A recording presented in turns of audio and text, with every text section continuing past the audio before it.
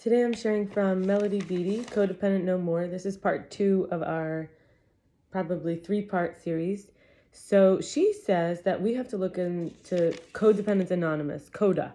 CODA is a program of 12 steps, and not she says we have to. Let me rephrase that. She says somebody who's struggling with codependency will find that there is a program set up for it called CODA. So in going through Codependent No More, I'm going to include these 12 steps of recovery that was initially started by Alcoholics Anonymous. So step 1 is, and it's taken to become, for Narcotics Anonymous, Gamblers Anonymous, and so on. 1 is we admit powerlessness. We stop trying to force I admit powerlessness and stop trying to force the impossible and start humbly living in the possibility within my own power. 2, coming to believe then a power that's greater than myself that could restore me to sanity. And when we say sanity, you could fill in the blank. It could be to peace, to tranquility, to comfort, to equanimity. Okay. 3, made the decision to turn my will and life over to the care of the power as I understand it. Whether it's my wants, my needs, my desires, my thoughts and feelings, my abilities, all is taken into account. We are here to live as long as we are alive, and there is a life for each of us to live. Number 4, I made a searching and fearless moral inventory of myself and what I'm working with, how I've been affected, what I'm doing, what my characteristics are in my attitudes, whether it's love or honesty, health, self-care,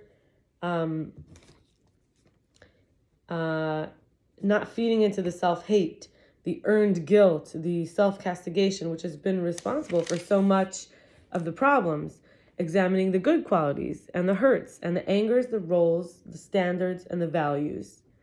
5, admitted to God, ourselves, and another person, or by God, we mean our higher power. We're calling God here. We're admitting to God, ourselves, and to another person, another human, the exact nature of our wrongs.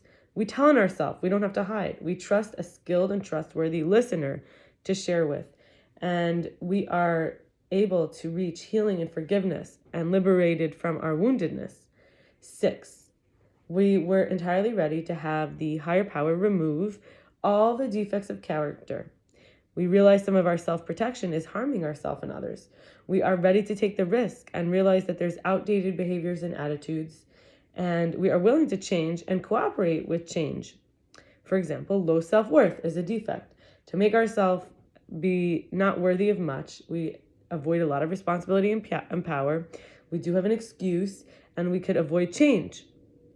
And in order to, work with all of that, we have to be willing to have God remove our self-worth and feel worthy of, self-care, worthy of love and honesty, and we have to respect ourselves.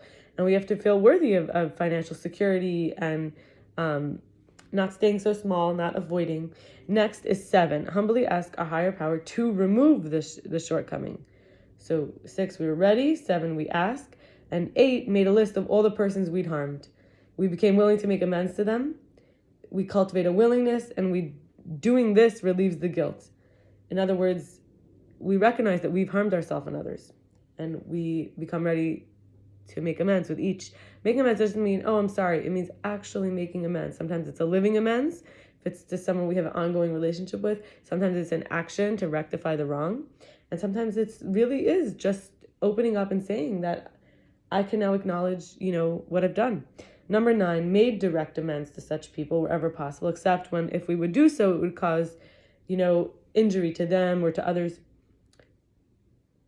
Like maybe there's something they didn't know that we did, and we're able to rectify it, and we could not have to tell them exactly the wrongs that we did.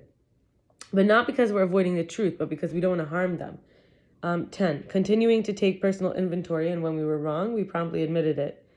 We keep our eyes on ourselves. It's a continual self-evaluation, figuring out what we like about ourselves, what we've done right and good. We self-congratulate. We feel proud. We have gratitude to our higher power. Look how far we've come.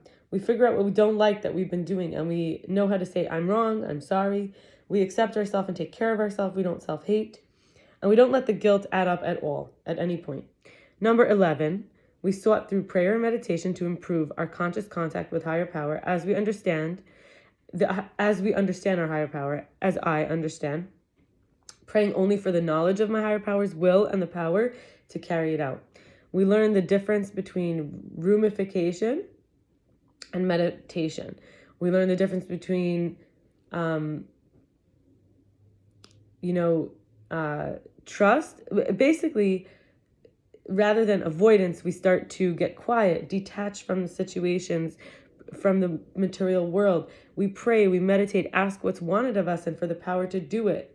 Asking not just, okay, what do you want from me, but can I have the power to do what you want? Letting go, watching, trusting the guardianship of the higher power, becoming sensitive to how the higher power works through me, works through us. And we decide whether we do see God as benevolent, and if we believe, and see whether we believe that the higher power knows where we live, like where we are living. And finally, number 12, we have had a spiritual awakening as a result of the steps.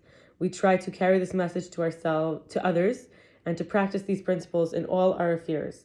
This is the difference I mentioned briefly a second ago between religion and spirituality, and to awaken and care for our spirit and love ourselves and others and give up on rescuing or being rescued, and turning our life into a light and shining and applying these programmings to other parts of our life as well.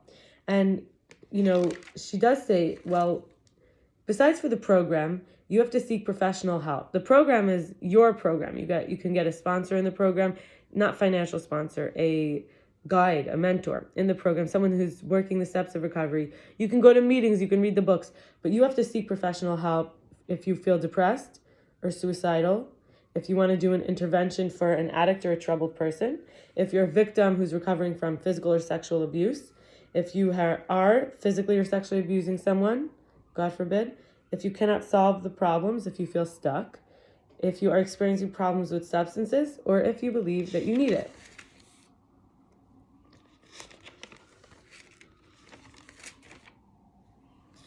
And I will continue tomorrow with talking about the progression of a codependent personality. And I